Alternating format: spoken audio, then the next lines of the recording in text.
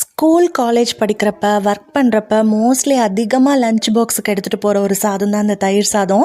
அதுவும் தாளித்து எடுத்துகிட்டு போகிறது தான் எனக்கு ரொம்ப பிடிக்கும். கூட உருளைக்கிழங்கு பொரியல் இல்லைனா எப்படி, அதுவுமே தான் இன்றைக்கி வீட்டில் சாப்பிட்றதுக்காக செஞ்சுருந்தாங்க. அதுவும் எனக்கு நல்ல ஞாபகம் இருக்குது. இந்த லஞ்ச் பாக்ஸ்க்கெலாம் எடுத்துகிட்டு போயிட்டோன்னா ஃபஸ்ட் ஆளாக நான் தான் சாப்பிட்டு முடிப்பேன். தயிர் சாதம்லாம் டக் டக்குன்னு உள்ளார போயிடும். சரி, தயிர் சாதம் மதியத்துக்கு சாப்பிட்லாம். காலையிலுக்கு என்னன்னு பார்த்தா நல்ல சூடான வெண்பொங்கல். கடைசியாக நெய்யெல்லாம் விட்டு அம்மா தான் எனக்கு விளம்பி தந்தாங்க. அப்புறம் கொஞ்சமாக உருளைக்கிழங்கு பொரியல், சாம்பார்லாம் வச்சு சாப்பிட்டேன். ரொம்ப டேஸ்ட்டாக இருந்தது.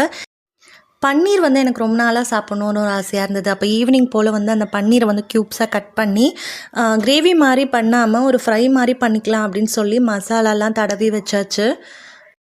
இது பார்க்குறப்பலே ரொம்ப சூப்பராக இருந்தது. அதனால நான் தான் கட் பண்ணுவேன் அப்படின்னு சொல்லிட்டு நான் தான் அம்மாவுக்கு கட் பண்ணிலாம் கொடுத்தேன். அப்புறமா அம்மா மசாலாலெல்லாம் போட்டு எடுத்துட்டு ரொம்ப எண்ணெய்லாம் ஊற்றி ஃப்ரை பண்ணாமல் தோசைக்கல்லையே கொஞ்சமாக எண்ணெய் விட்டு அம்மா ஒரு சூப்பரான ஒரு ஃப்ரை மாதிரி பண்ணியிருந்தாங்க. அப்படியே பார்க்குறதுக்கே ரொம்ப சூப்பராக இருந்தது. சாப்பிட்றதுக்கு அதை விட சூப்பராக இருந்தது. ரொம்ப நாள் கழித்து சாப்பிட்டனாலவோ என்னவோ ரொம்ப டேஸ்ட்டாக இருந்தது.